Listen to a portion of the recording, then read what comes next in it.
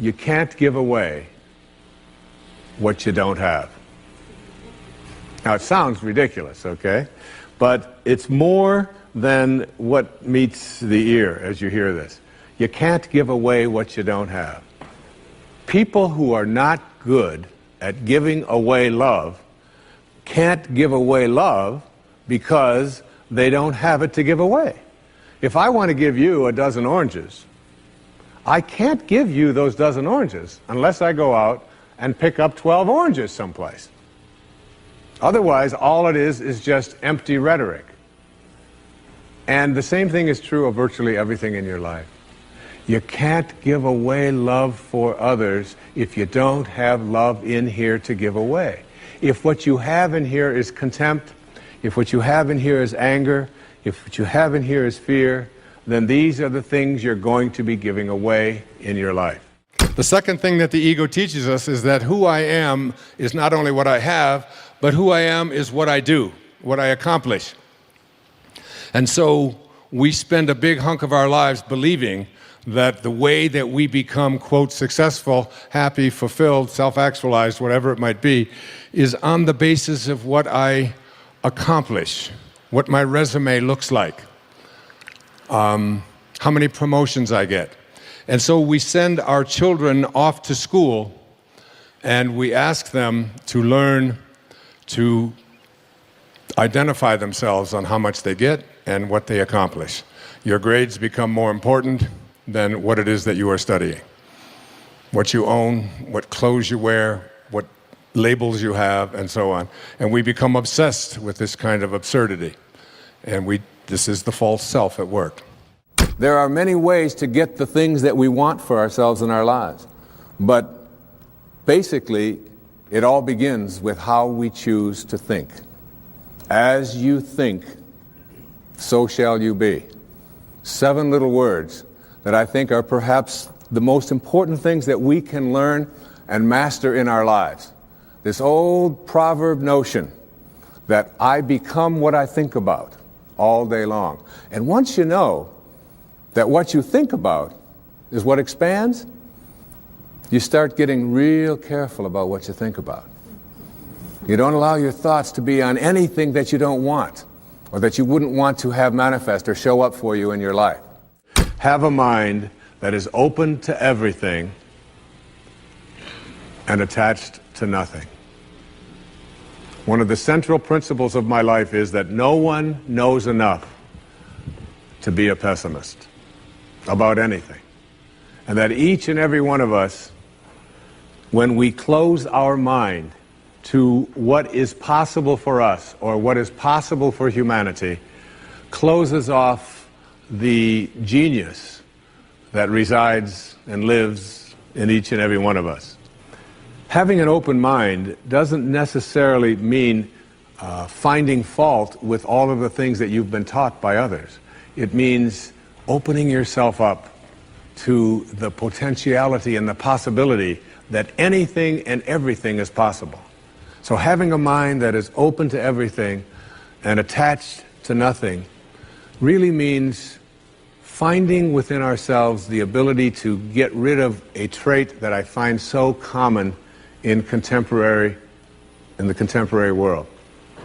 Do you know that most people that I meet spend their lives looking for occasions to be offended? They actually are out there hoping that they can find some reason to be offended. And there's no shortage of reasons. They're out there everywhere. The way this person dressed, what this person said, they turn on their TV, they hear the news, they're offended by this, someone used language that they didn't like, someone doesn't share the same customs that you, and people all day long. In fact, if you keep track tomorrow, you will find probably 100 reasons that you can go around being offended. But a mind that is open to everything and attached to nothing is a mind that says, I'm never looking for anything to be offended by. And that whatever anybody else out there has to say, my response to that is, that's an interesting point of view. I've never considered that before. When you change the way you look at things, the things you look at change. Albert Einstein once observed that you have the most fundamental and major decision that you have to make in your life is this: do I live in a friendly or a hostile universe? Which is it? Is it a universe that is filled with hostility and anger and people wanting to hate each other and people wanting to kill each other? Is that what you see? Because when you see the world that way, that's exactly what you will create for yourself in your life. This is from great scientific minds. And the interesting thing is that this is not just a clever play on words, that when you change the way you look at things, the things you look at change. It's actually a very scientific thing, and I'm going to show you that in just a moment. I'd like you to imagine the following scene. You're in your house. You've got your car keys in your hand. The lights go out. Power failure. You can't see a thing. You stumble around in your living room and you drop your keys. And you look around for a moment and you realize that you're never going to find them in the dark. But you look outside and you notice that the street lights are on. So in your mind, a light bulb goes off. I'm not going to sit around here in the dark and grope around looking for my keys when there's a light on outside. I'm going to go out here under the street light and I'm going to look for my keys. Why are you laughing? This makes a lot of sense. So you're out here and you're groping around and you're looking for your keys and you're looking and looking, and your neighbor comes along and says, "What happened, Wayne?" "Well, I dropped my keys." "Oh, I'll help you look for them." And the two of us are now down here looking for our keys and looking. Finally, he says to me, "Excuse me, but where did you drop your keys?" "Well, I dropped them in the house." He said, "You mean to tell me that you dropped your keys in the house and you're looking for them out here in the streetlight? Doesn't make any sense." And I said, "Well, it doesn't make any sense to grope around in the dark when there's light out here." Now you laugh and you think how silly that is, but isn't that exactly what we do when we have a problem, a difficulty, a struggle that is located inside and we're looking for the solution outside?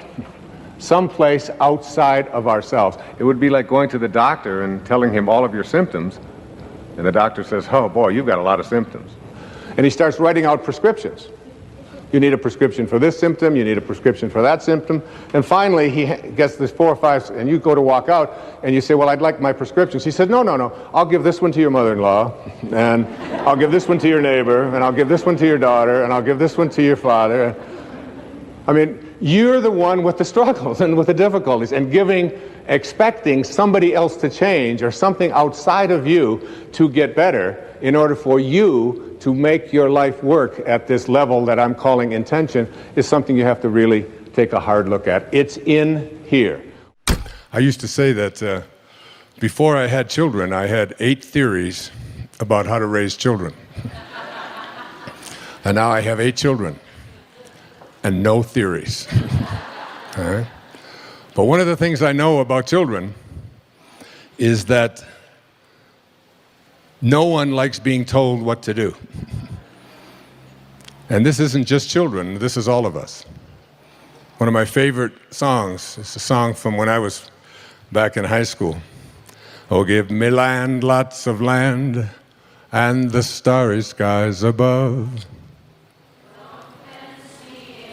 Boy, you know it. Don't fence me in. Don't restrict me. Don't put boundaries on me. Don't tell me what I can do and what I can't do. Don't tell me how to be there. Don't tell me what to wear, what to think. Don't tell me how to do yoga. Don't tell me, I don't want to be told. This is the soul speaking, always. The soul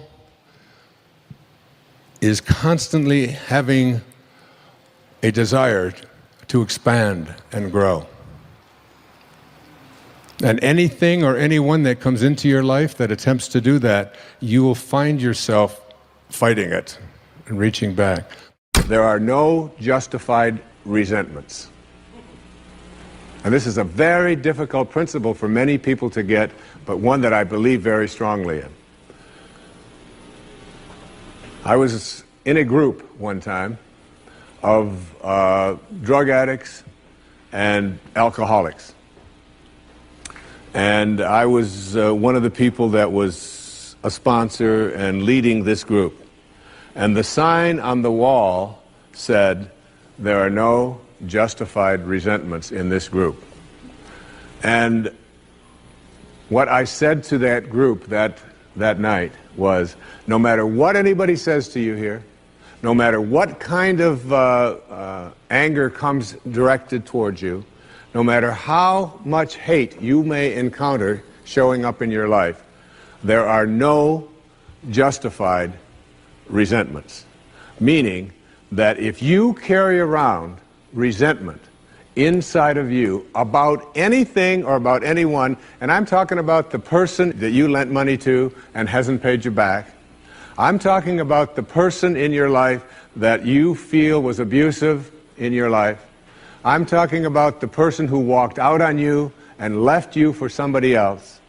I'm talking about all of the things that you have justified in your heart and in your life that you have the right to be resentful about. And I'm suggesting to you that those resentments will always end up harming you and creating in you a sense of despair. I've often said that no one ever dies from a snake bite. The snake bite will never kill you. You cannot be unbitten. Once you're bitten, you're bitten. But it's the venom that continues to pour through your system after the bite that will end up destroying you.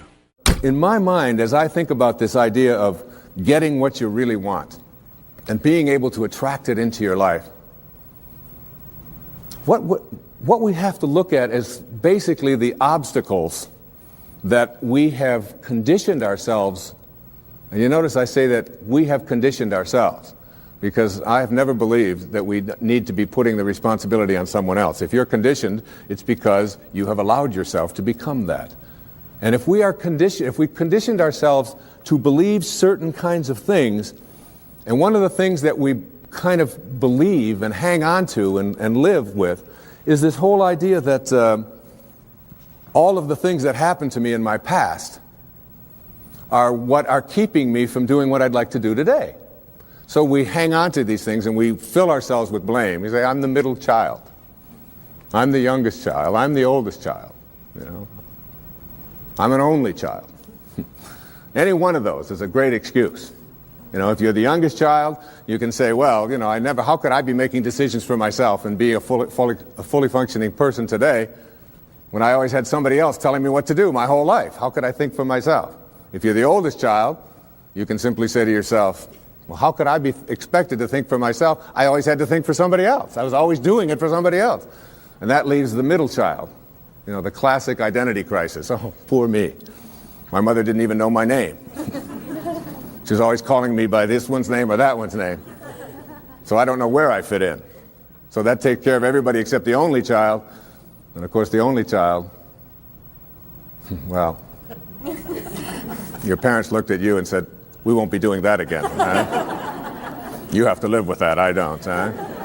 So everybody, with their birth order, or with their mother liked their sister better, or that we had enough, or we didn't have enough, or we had too much, or we lived in the north, we lived in the south, I'm too tall, I'm too short, I've got too much hair, I don't have enough hair, it's falling out, it's not falling out, whatever it is, we all have these excuses. And I call all of these things that we hang on to and use to keep ourselves from reaching these higher places in our lives, the wake. I call it the wake.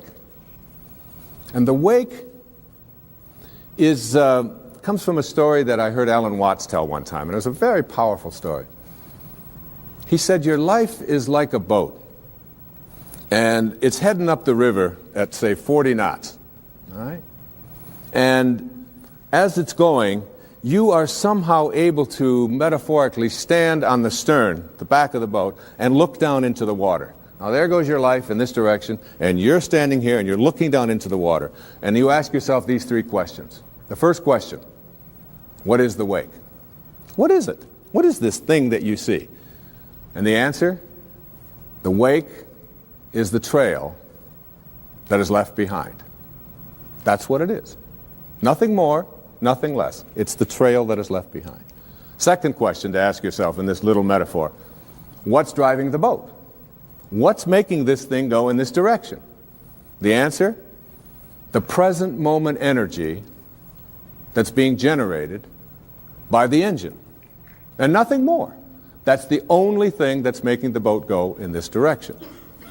And in this little scene, this means it's the present moment thoughts that I have and how I am using them that is making my life go in this direction, and nothing more. Because the third question is the most important and powerful question. And ever since I heard it, I've always thought about this whenever I have a tendency to look back here and blame something. Is it possible for the wake to drive the boat? That is, can a trail that is left behind make a boat go in this direction?